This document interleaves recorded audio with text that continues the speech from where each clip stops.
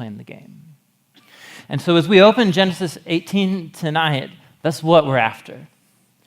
My prayer and the prayer of the elders and many people here is that at Door of Hope, that we begin to experience a health and a vitality in extraordinary prayer here.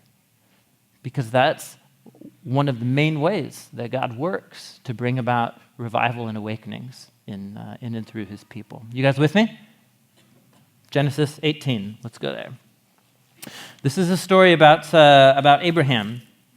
And he's one of those familiar figures from the Bible, but once you actually read the stories about him, you realize he was such a screwed up person.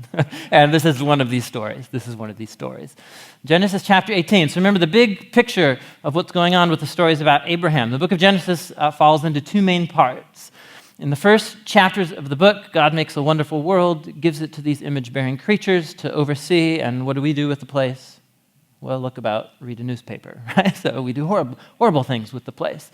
And so what that story ends with is in Genesis 11 with the city of man, with the city of Babylon, building a tower with this technology, the brick, and reaching up to the gods, and so on. And so in God's mercy, he scatters them because he knows that the world will become a nightmare if human beings unite around their own pride and arrogance.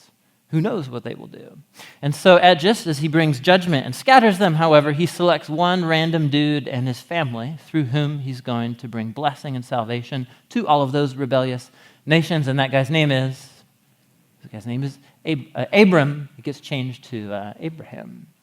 And so what God has promised is that Abram's going to have a big family that's going to come from him. And somehow through that family blessing, we'll find all nations.